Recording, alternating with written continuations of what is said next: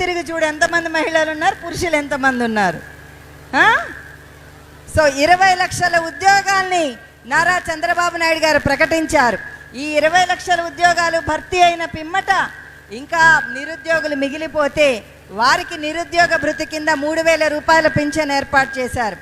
ఈ నిరుద్యోగ భృతి కూడా ఇవ్వద్దు అని ఎందుకు అనుకుంటున్నారు అంటే, రకరకాల పరిశ్రమను స్థాపించి ఎవరెవరి విద్యా అర్హతలను అనుసరించి వారందరూ కూడా ఉద్యోగస్తులుగా అవ్వాలి, మగాడులా నిలబడాలి, జీతం తెచ్చుకుంటున్నాను, నా కాళ్ళ మీద నేను నిలబడ్డాను, ఆత్మగౌరవంతో ఉన్నాను, నిరుద్యోగ భృతి మీద నేను ఆధారపడను అని చెప్పేటువంటి విధంగా ఈ 20 లక్షల ఉద్యోగాలను ప్రకటించిన ఏకైక ప్రభుత్వం మన తెలుగుదేశం పార్టీ.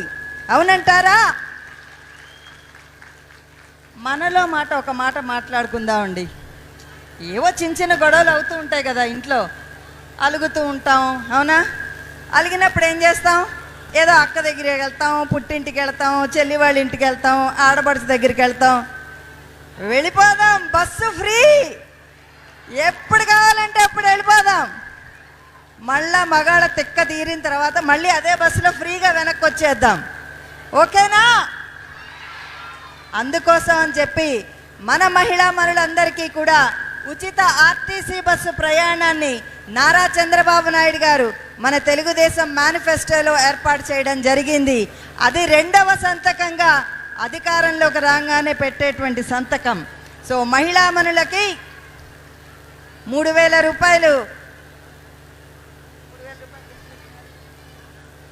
18 సంవత్సరాలు నిండినటువంటి వారికి 1,500 రూపాయలు, అలాగే ఇంట్లో ఎంతమంది పిల్లలు ఉంటే అంతమందికి సంవత్సరానికి 15,000 రూపాయలు చొప్పున వారి విద్యా అవకాశం కోసం అని చెప్పి ఏర్పాటు చేయడం జరిగింది. మనకి బోల్డ్ పండగలు కదండి, బొబ్బట్లు వండుకోవాలి, భక్షాలు వండుకోవాలి, జిలేబీ చేసుకోవాలి, గారెలు వేసుకోవాలి, పులిహోర చేసుకోవాలి, బిర్యానీ చేసుకోవాలి. అందుకోసమనే 3 గ్యాస్ సిలిండర్లు సంవత్సరానికి ఫ్రీగా ప్రకటించారు నారా చంద్రబాబు నాయుడు గారు.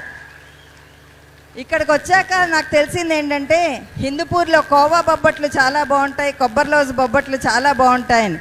ఈసారి మన ప్రభుత్వం వచ్చాక ఎవరెవరు నన్ను పిలిచి బొబ్బట్లు పెడతారో చూస్తాను. ఓకేనా? జై బాలయ్య, జై జై బాలయ్య. మన బాలయ్య బాబు గారి మీద మీరందరూ చూపించేటువంటి అభిమానం యూట్యూబ్లో చూపిస్తూ ఉంటాం. అమ్మ, మీరు ఒక్క విషయం దృష్టిలో పెట్టుకోండి. ఇవాళ ఆ పథకాలు వస్తున్నాయి, ఈ పథకాలు వస్తున్నాయి అని చెప్పి మనం ఎప్పుడైతే టెంప్టేషన్కి గురవుతామో మన అభివృద్ధిని మనమే ఆటంకపరుచుకుంటున్నాం. నారా చంద్రబాబు నాయుడు గారు విజన్ 2020 అని 2000 సంవత్సరంలో ప్రకటించినప్పుడు అందరూ నవ్వారు. 2020 విజన్ ఏంటి, అప్పటికి ఏం సాధిస్తారు అని. ఐటీ రంగంలో ఆయన చేసినటువంటి డెవలప్మెంట్ చూసుకుంటే మీకే తెలుసు, మీ బంధువుల్లో చాలామంది అమెరికాను, లండను, ఇతర విదేశాల్లో మంచి మంచి ఉద్యోగాల్లో స్థిరపడి మంచి మంచి జీతాలు సంపాదిస్తున్నారు. అవునా? మరి మన పిల్లలు ఆ స్థాయికి ఎదగద్దా? ఎప్పుడు ఎదుగుతారు? సరైనటువంటి విద్యా ఉద్యోగ అవకాశాలు కలిగినప్పుడు మాత్రమే, మన రాష్ట్రం అభివృద్ధి చెందినప్పుడు మాత్రమే మనం కూడా అంతటి ఉన్నత స్థాయికి వెళ్తాం. అవునా? దానికోసం మనం ఏం చేయాలి? అటు ఎంపీ సీట్కి పార్థసారథి గారికి, ఇక్కడ ఎమ్మెల్యేగా హ్యాట్రిక్ కొట్టబోయే మన బాలయ్య బాబుకి సైకిల్ గుర్తు మీద ముద్ర వేసి ఓటు వేసి జై బాలయ్య అని గెలిపించాలి. మనకి అక్కడ నారా చంద్రబాబు నాయుడు గారు శ్రీకృష్ణుడిలాగా, ఇక్కడ అర్జునుడిలాగా మన బాలకృష్ణ గారు ఉంటే ఎంతైనా చేయొచ్చు. ఒక్క విషయం అమ్మా, బాలకృష్ణ గారు 2019లో మీరందరూ మీ అభిమానంతో సైకిల్ గుర్తు మీద ఓటు వేసి గెలిపించిన తరువాత హిందూపూర్కి ఎంతో చేయాలనుకున్నారు, మరెంతో చేయాలనుకున్నారు. మొదటిసారి గెలిచినప్పుడు మీరు అడిగినటువంటి నీళ్ళని గొల్లపల్లి రిజర్వాయర్ నుంచి తరలించి హిందూపురం మొత్తానికి నీటిని సప్లై చేశారు. అవునా? 2019 నుంచి ప్రభుత్వం యొక్క సహాయ సహకారాలు అందక ఆయన అనుకున్నటువంటి అభివృద్ధి పనులు చేపట్టలేక బాలయ్య బాబు ఎంత మదన పడ్డారో మీకు తెలియదు. అయినప్పటికీ కూడా స్థానిక ప్రభుత్వం సహాయ సహకారాలు అందకపోయినప్పటికీ కూడా ఆయన సొంత ఖర్చులతోటి మెడికల్ వ్యాన్ ఒకటి తెప్పించి మంచి మంచి డాక్టర్లు అందులో పెట్టి ఆ మొబైల్ వ్యాన్లో మీ అందరికీ కూడా వైద్య సదుపాయాలు అందించారు. అలాగే సరే ఓకే. సో ఈ రకంగా మనం బాలయ్య బాబు గారు మహిళా పక్షపాతి, మిమ్మల్ని అందరినీ సోదరీ భావంతో ఎంతగానో అభిమానించేటువంటి మన బాలయ్య బాబు గారిని మళ్ళీ గెలిపించుకుందామా? జై బాలయ్య, జై జై బాలయ్య. నాకు ఈ అవకాశాన్ని ఇచ్చినటువంటి పెద్దలందరికీ కూడా ధన్యవాదాలు తెలియజేసుకుంటూ, మళ్ళీ గెలిచిన తర్వాత ఇంత చిన్న హాల్ పనికిరాదండి, మనకి ఓపెన్ ఎయిర్లో పెట్టుకుందాం, మైదానంలో పెట్టుకుందాం. ఏంటి ప్లేస్ మీరు చెప్పినా సరే, నేను చెప్పినా సరే, టైం మీరు చెప్పినా సరే, నేను చెప్పినా సరే. ఎందుకంటే బాలయ్య బాబు ఒకవైపే చూస్తాడు, మహిళల వైపే చూస్తాడు, మహిళా సాధికారత వైపే చూస్తాడు. రెండో వైపు చూస్తే ఆ పార్టీ వాళ్ళు మాడిపోతారు, మసైపోతారు. డిపాజిట్ కూడా దక్కదని తెలిసి పాపం మహిళ కదా వేసింది, వదిలేద్దాం, సరేనా? కానీ మన బాలయ్య బాబుని అత్యధిక మెజారిటీతో మనం గెలిపించుకోవాలి. గత 2 సార్లుగా గెలిపిస్తున్నారు. ఆంధ్ర రాష్ట్రం మొత్తం ఉన్నటువంటి మీ బంధువులతోటి, మీ స్నేహితులతోటి అందరికీ చెప్పండి, తెలుగుదేశ ప్రభుత్వం అధికారంలో రావడానికి గల అవసరాన్ని తెలియచేయండి.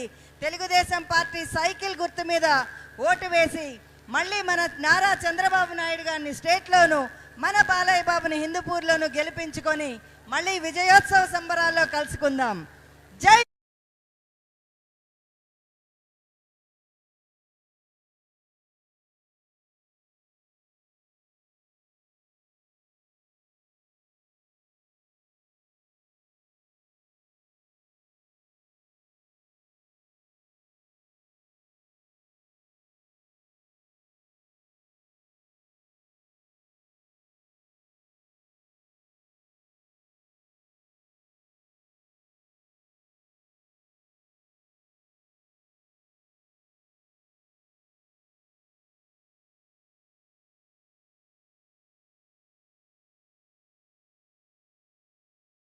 నందమూరి ఆడబొడుచులందరికీ నమస్కారం.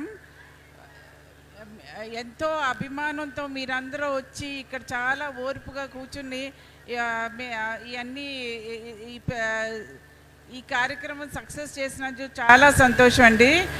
ఇదే అభిమానంతో మీరందరూ ముచ్చటగా 3వసారి మీ బాలకృష్ణ గారిని గెలిపించి మమ్మల్ని ఆశీర్వదించండి. 2 ఓట్లు సైకిల్కి వేయండి. ధన్యవాదాలు.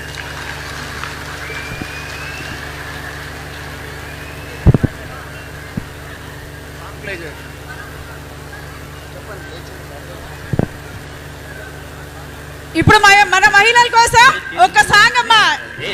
మహిళా లోకం కదలింది పురుష ప్రపంచం, మహిళా లోకం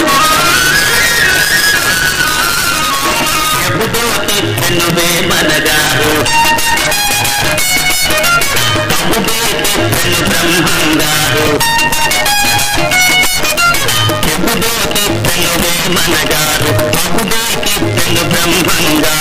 ఇప్పుడే చెబుతాను కోగులమా, ఇప్పుడే చెబుతాను కోగులమ్మ, కూడా లేచింది మహిళా లోకం.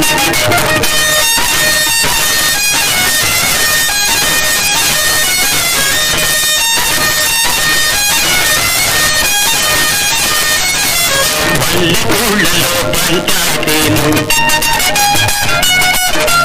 పట్టణాలలో ఉద్యోగాలు, పల్లెటూళ్ళలో పంచాయతీలు, పట్టణాలలో ఉద్యోగాలు,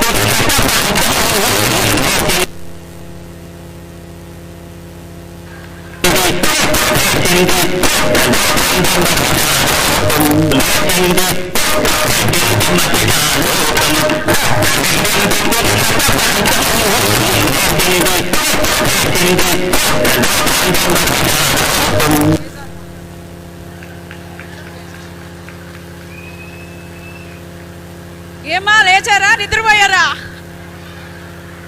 ఇప్పుడు మన బాలయ్య గారి రెండో కుమార్తె అయినటువంటి ముద్దుల కూతురు అయినటువంటి తేజస్విని గారు 2 మాటలు మాట్లాడాల్సిందిగా కోరుతున్నాం.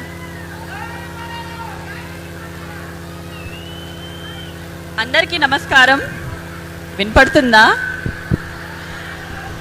ఇప్పుడు సుమిత్ర గారు ఎన్ని డైలాగులు చెప్పిన తర్వాత నేను ఏం చెప్పాలి నాకు అర్థం కావట్లేదు. మొదటిగా నేను హిందూపూర్కి 2014లో వచ్చాను, నాన్నగారు మొదటిసారి పోటీ చేసినప్పుడు.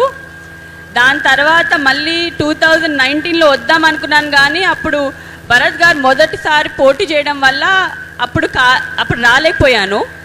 మళ్ళీ ఈసారి 2024లో ఈసారి భరత్ గారు పోటీ చేస్తున్నా కూడా 2 రోజులు బ్రేక్ తీసుకున్నా నేను ఇక్కడికి డెఫినెట్గా రావాలని, సభ ఉందని నేను ఈరోజు 2 రోజులు వచ్చి ఇక్కడ ఎలాగన్నా మిమ్మల్ని చూడాలి, మళ్ళీ ఇన్ని సంవత్సరాల తర్వాత మేము ఒకసారి అందరినీ చూడాలని ఇక్కడికి వచ్చాను. అప్పటికి మీకున్న ప్రేమ ఇప్పటికీ మీకున్న ప్రేమ అలాగే ఉంది, ఇన్ఫ్యాక్ట్ దానికన్నా ఎక్కువ ఉంది ఇప్పుడు. దానికి నేను హృదయపూర్వక ధన్యవాదాలు చెప్పుకుంటున్నాను. చాలా ఆనందంగా ఉంది నిజంగా ఇవాళ ఇక్కడికి రావడం. ఇప్పుడు మనందరికీ తెలుసు మన ఎన్నికల సమయం వచ్చింది. ఎప్పుడండి ఎన్నికలు? May 13th. అందరు ఓటేస్తున్నారా? ఎవరికి ఓటేస్తున్నారు? ఇవాళ మీ అందరికీ నేను చెప్పుకోవాల్సింది ఒకటే, మీరు ఓటేసేటప్పుడు గట్టిగా ఒకసారి ఆలోచించండి ఎవరికి ఓటేయాలి. నా కోసమో ఇంకెవరి కోసమో కాదు, మీ గురించి ఆలోచించుకోండి. మీ భవిష్యత్తు కోసం ఓటేయండి, మీ అభివృద్ధి కోసం ఓటేయమని అడుగుతున్నాను అందరినీ. మీకు తెలిసిందే టీడీపీ ఎప్పుడూ సంక్షేమ పథకం గురించి ఇంకా అభివృద్ధి గురించి ఆలోచించే పార్టీ. ఇప్పుడు సంక్షేమం ఒక్కటే లేకపోతే అభివృద్ధి ఒక్కటే చేస్తే మనకి ఎప్పుడూ మనం జీవితంలో పైకి రాలేము. ఉట్టి సంక్షేమ పథకాలు ఉంటే మనం ఇవాళ బాగానే ఉంటాము, కానీ మన రేపు బాగుండాలంటే, ఒక కారు కొనాలంటే, ఒక ఇల్లు కట్టాలంటే అది సరిపోతుందా మీకు? అభివృద్ధి అనేది చాలా ఇంపార్టెంట్. మన సంక్షేమ పథకాలు ఇంకా అభివృద్ధి 2 తేగలే మనిషి ఒక్కలే ఉన్నారు, అది మన నారా చంద్రబాబు నాయుడు గారు. ఆయనకి ఓటేసి మనం గెలిపించడం, సీఎం చేయడం మన బాధ్యత.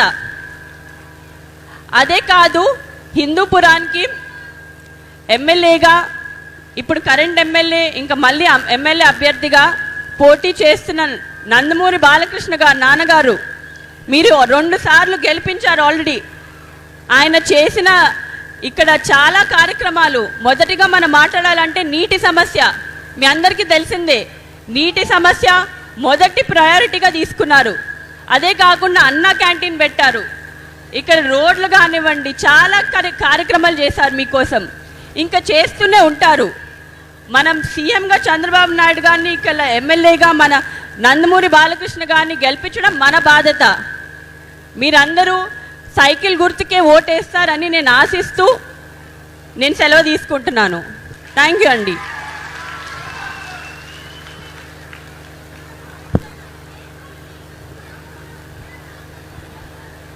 థ్యాంక్ యూ మేడం, మంచి సందేశాన్ని ఇచ్చారు మా హిందూపురం ప్రజలకు. ఇప్పుడు నారా లోకేష్ గారి సతీమణి అయినటువంటి మన బ్రాహ్మణి గారు మాట్లాడాల్సిందిగా కోరుచున్నాము. థ్యాంక్ యూ అమ్మా. అందరికీ నమస్కారాలు. ఇక్కడ ఉండే మహిళా పవర్, మహిళా ఉత్సాహము, ఇక్కడ మీరందరూ చేసిన డాన్సులు చూస్తూ ఉంటే నాకు నిజంగా నాన్నగారి సినిమా చూస్తున్నట్టు అనిపిస్తుంది. అదే కాకుండా ఇక్కడ జరిగే లేపాక్షి ఉత్సవాలకి వచ్చినట్టు అనిపిస్తుంది. అంత సరదాగా అనిపిస్తుంది. నాకు ఎప్పుడు హిందూపూర్కి వచ్చినా కూడా మా సొంత ఊరికి వెళ్ళినట్టు అనిపిస్తుంది. మీరందరూ ముఖ్యంగా మహిళలు, మా తాతగారు ఎన్టీ రామారావు గారికి, మా పెద్దనాన్నగారు మరియు మా నాన్నగారు, మీ అందరి బాలయ్య గారికి ఎంతో మీరు గౌరవం ఇచ్చారు, ఆదరించారు, మా కుటుంబాన్ని ఎంతో ఆదరించారు. ఇప్పుడు హిందూపూర్ అంటే ఏంటి? ఇప్పుడు హిందూపూర్ అంటే పర్యాటక రంగంలో ఒక పెద్ద పేరు, అవునా కాదా? హిందూపూర్ అంటే ఇక్కడ ఇది దేవాలయ నిలయం, అవునా కాదా? నేను ఇక్కడికి వస్తున్నప్పుడు లేపాక్షి గుడికి వెళ్ళాను, చాలా ఆనందంగా ఉండింది. అదే కాకుండా హిందూపూర్ అంటే తెలుగుదేశం పార్టీకి ఒక కంచుకోట, అవునా కాదా? ప్రత్యేకంగా హిందూపూర్లో ఉండే మహిళల గురించి మాట్లాడాలంటే మీరు చాలా ఆప్యాయత చూపిస్తారు. ఈరోజు మనం చూస్తున్నాము. అదే కాకుండా మీరు చాలా కష్టపడే రకం, మీరు చాలా నిజాయితీగా పనిచేస్తారు.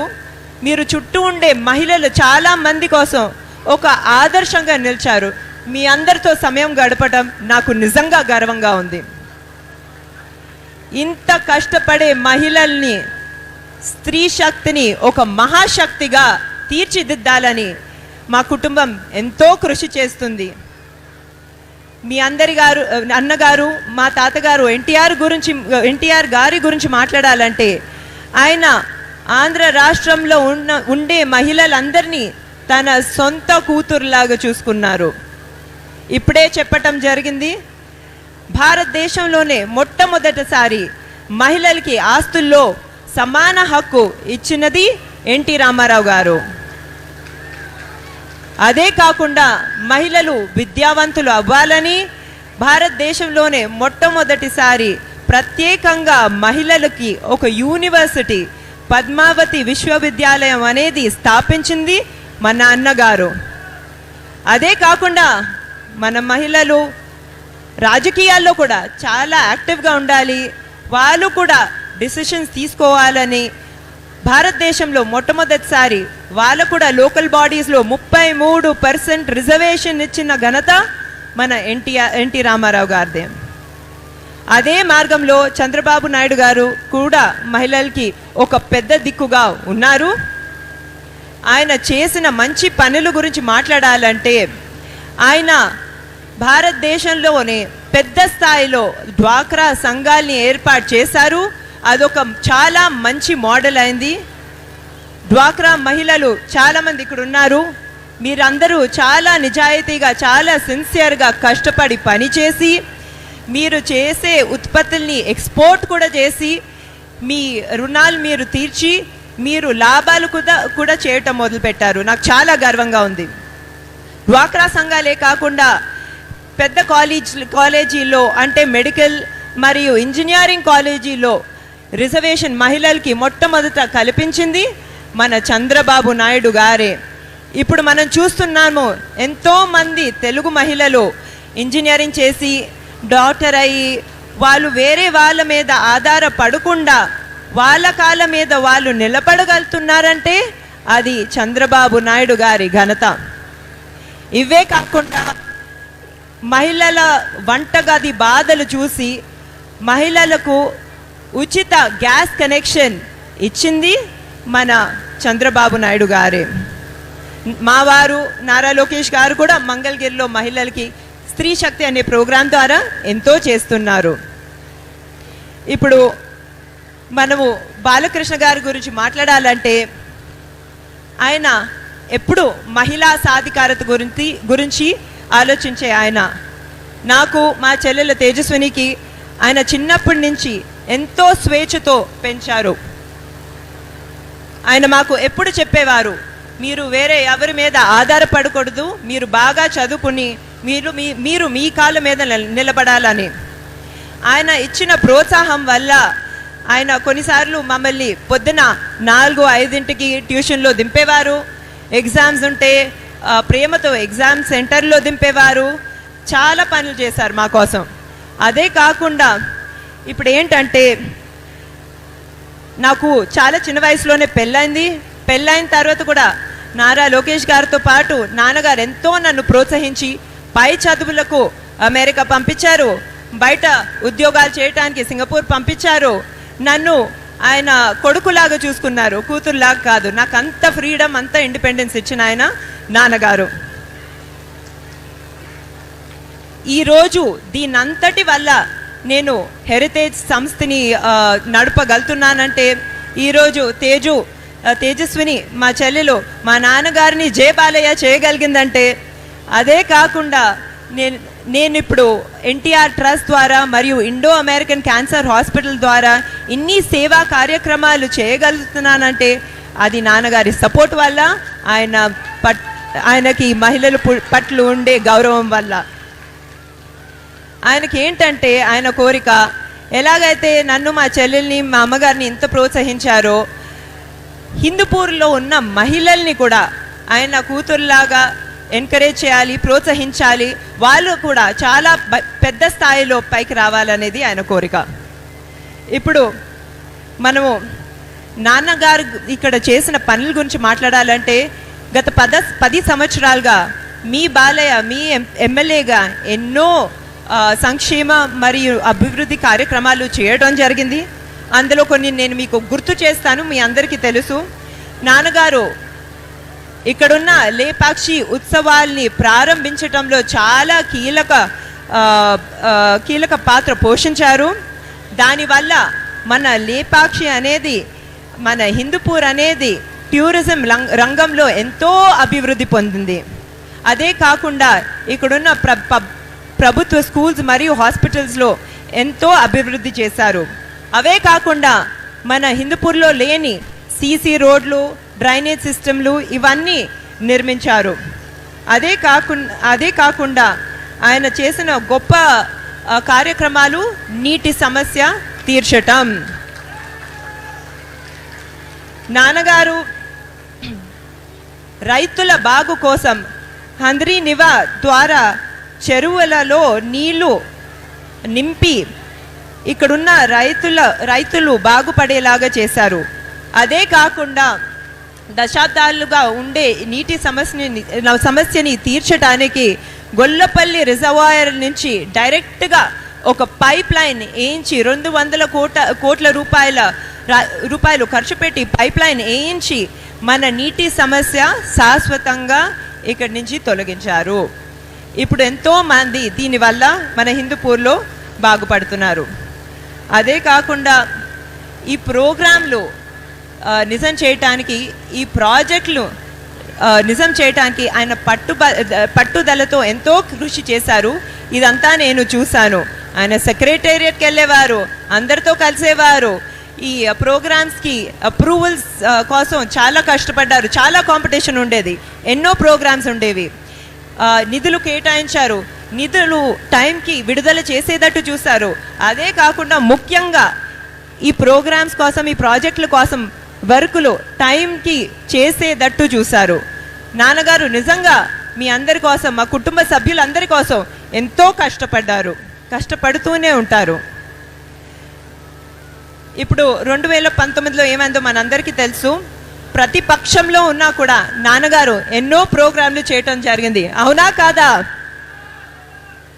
కరోనా టైంలో ఎప్పుడైతే ఇక్కడ గవర్నమెంట్ ఆసుపత్రిలో మంచి సౌకర్యాలు లేవో, ఎప్పుడైతే మంచి ట్రీట్మెంట్, మంచి ఎక్విప్మెంట్ లేదో, ఆయన తన సొంత నిధులతో ఇక్కడ వెంటిలేటర్లు ఏర్పాటు చేయడం జరిగింది. ఆక్సిజన్ యూనిట్లు కానివ్వండి, లేకపోతే ఎక్స్రే యూనిట్లు ఏర్పాటు చేశారు. శానిటైజర్ డబ్బాలు ఇవ్వటం జరిగింది, ఫేస్ షీల్డ్స్ ఇవ్వడం జరిగింది, ఎన్నో పనులు చేశారు. దానివల్ల ఎంతోమంది ప్రజల ప్రాణాలు కూడా కాపాడటం జరిగింది. అలాగే కాకుండా ప్రతిరోజు గ్రామీణ ప్రజలు ఎవరైతే ఇక్కడికి వస్తారో పని కోసం, వాళ్ళకి నాణ్యమైన భోజనం కేవలం 2 రూపాయలకే అన్నా క్యాంటీన్ ద్వారా అందించారు. అవునా కాదా? ఇవన్నీ కాకుండా ప్రతి గ్రామానికి అభివృద్ధి చెందాలని ఆయన అందరి హెల్త్ బాగుండాలని ఉచిత వైద్య సేవలు కూడా మొబైల్ క్లినిక్ ద్వారా అందించారు. అవునా కాదా? Basavatarakam Indo American cancer institute ద్వారా మీ అందరికీ క్యాన్సర్ స్క్రీనింగ్ ప్రోగ్రామ్ చేశారు. అవునా కాదా? చేసి ఎవరికైతే చికిత్స అవసరమో హైదరాబాద్లో హాస్పిటల్లో ఆయన ఈ సేవలు అందించారు. అదే కాకుండా హెరిటేజ్ మరియు సంస్థల నుంచి వాళ్ళు కేటాయించిన CSR ఫండ్స్ని ఆయన తీసుకొచ్చి ఆ ఫండ్స్ ద్వారా ఎన్నో స్కూల్స్, ఎన్నో కాలేజీల్లో అభివృద్ధి ప్రోగ్రాంలు కూడా చేయటం జరిగింది. ఇవన్నీనే కాకుండా ప్రతిపక్షంలో ఉన్నా కూడా ఎంతో కష్టమైన ఎంపీ నిధుల ద్వారా ఆయన ఇక్కడ బీటీ రోడ్స్, CC రోడ్స్ వేయటం జరిగింది. అదే కాకుండా డ్రైనేజ్ వ్యవస్థ ఏర్పాటు చేయటం కూడా జరిగింది. మీరు ఒకసారి ఆలోచించాలి, ప్రతిపక్షంలో ఉన్న మీ ఎమ్మెల్యే బాలయ్య గారు ఇంత అభివృద్ధి, ఇంత సంక్షేమం చేయగలిగారంటే ఆయన మళ్ళీ మీరు మీ ఎమ్మెల్యేగా ఎంపిక చేసుకొని మన టీడీపీ, జనసేన, బీజేపీ కూటమిని మన పవర్లోకి తీసుకొస్తే ఇంకెంత చేయగలుగుతారో మన హిందూపూర్ కోసం. చేయవలసిన పనులు చాలా ఉన్నాయి హిందూపూర్లో. ఇక్కడ పరిశుభ్రత కోసం మన అండర్ డ్రైనేజ్ ఏర్పాటు చేసుకోవాలి. అదే కాకుండా మహిళలకి జాబ్స్ రావటానికి గార్మెంట్ ఇండస్ట్రీలు తీసుకురావాలి. ఏవైతే ఎక్కువగా ఉండేవో ఇంతకుముందు, దాని తర్వాత గత 5 సంవత్సరాలుగా సిక్కయ్యాయో వీటన్నిటిని మనం తీసుకురావాలి. అదే కాకుండా హంద్రీ నివార్ ఇరిగేషన్ ప్రాజెక్ట్ ద్వారా ప్రత్యేకంగా చిలమతూరు మండలంలో మనం చాలా బాగా పనిచేయాలి. అదే కాకుండా చేనేత పరిశ్రమ, ఇక్కడైతే మహిళలు చాలా అందమైన చీరలు చేస్తారు, చాలా డిజైనర్ చీరలు కూడా చేస్తారు. మన చేనేత పరిశ్రమ అనేది అభివృద్ధి మనం తప్పకుండా చేసుకోవాలి. మీరు ఆలోచించాలి, ఇన్ని సంవత్సరాలుగా మన బాలకృష్ణ గారు సినిమా రంగంలో కానివ్వండి, రాజకీయాల్లో కానివ్వండి, సేవా రంగంలో కానివ్వండి, ఇంత స్పీడ్గా ఆయన ముందుకెళ్తున్నారంటే అది కేవలం మీ అందరి ప్రేమాభిమానాల వల్ల, మీ వల్ల. నాన్నగారు అన్స్టాపబుల్, మీ ప్రేమ వల్ల నాన్నగారు అన్స్టాపబుల్.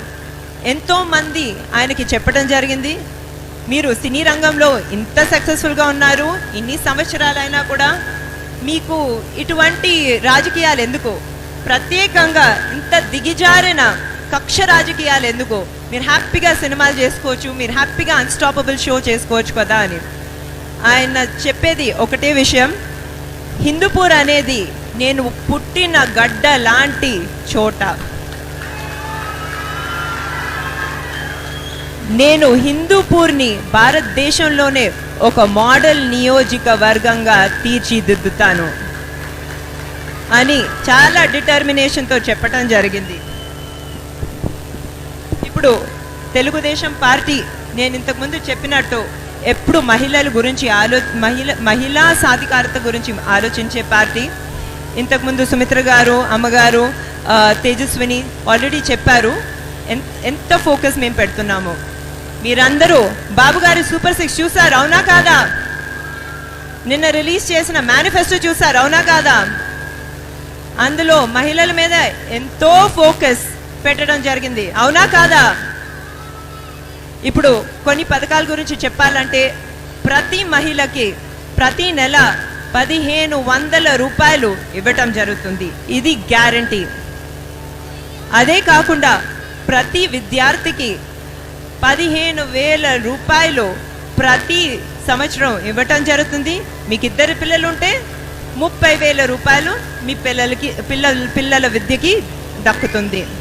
ఈ రెండే కాకుండా బస్ రైడ్లు మీ అందరికీ ఫ్రీ. ఇదే కాకుండా ఏడాదికి 3 గ్యాస్ సిలిండర్లు ఫ్రీ. ఇవన్నీ కాకుండా కళలకు రెక్కలు అనే ఒక ప్రోగ్రాం ద్వారా ఎవరైతే యువతులు పై చదువులు చదివి లేకపోతే వేరే కోర్సులు చేయాలనుకుంటున్నారో వాళ్ళందరికీ వడ్డీ లేని అంటే 0 వడ్డీ లోన్లు ఏర్పాటు చేయడం జరుగుతుంది. ఆ లోన్కు గ్యారంటీ కూడా మీ చంద్రబాబు నాయుడు గవర్నమెంట్ ఇవ్వటం జరుగుతుంది. ఇదే కాకుండా చాలామంది డ్వాక్రా మహిళలు ఇక్కడ ఉన్నారు, ఆశా వర్కర్స్ ఉన్నారు. అదే కాకుండా మన అంగన్వాడీ కార్యకర్తలు కూడా ఉన్నారు. మీకు ఎన్నో బెనిఫిట్లు ఇవ్వటం జరుగుతుంది. అదే కాకుండా మిమ్మల్ని బలోపేతం చేయడానికి కమిట్మెంట్ కూడా ఇవ్వటం జరిగింది. ఇప్పుడు ఇవన్నీ మీకు తెలుసు, తెలుగుదేశం పార్టీ గురించి మీకు తెలుసు. అదే కాకుండా మా కుటుంబం మరియు హిందూపూర్ మధ్యన ఉండే ఆ బలమైన బంధం గురించి మనందరికీ తెలుసు. ఇదే కాకుండా ఎన్బికే గారు మన బాలయ్య గారు హిందూపూర్లో ఎంతో కృషి చేస్తున్నారు మనందరికీ తెలుసు. మన టీడీపీ బాబు గారి సూపర్ 6 గురించి మనకందరికీ తెలుసు. మన హాయిగా ఉండొచ్చు అని మనందరికీ తెలుసు. అయినా కూడా ఇవన్నీ చెప్పడం చాలా ముఖ్యం. ఎందుకంటే ఇక్కడ మనం చూస్తున్నాం చాలా వేడిగా ఉంది, ఎండలు బాగా ఎక్కువగా ఉన్నాయి. మీరందరూ చాలా బాధ్యతగా వెళ్ళి ఓటు వేస్తారు, లైన్లో నుంచి ఓటు వేస్తారు.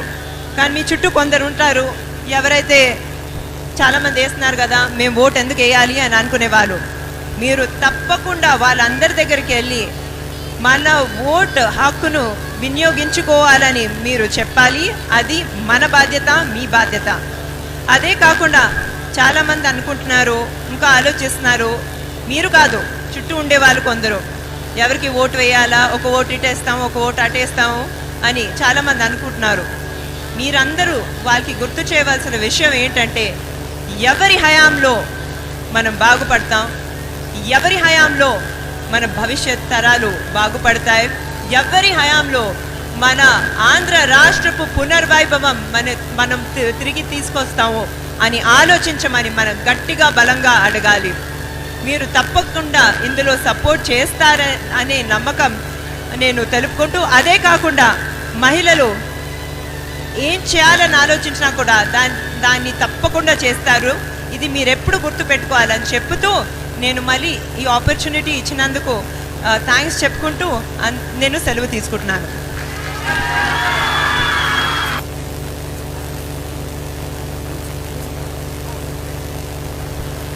Thank you madam, thank you so much.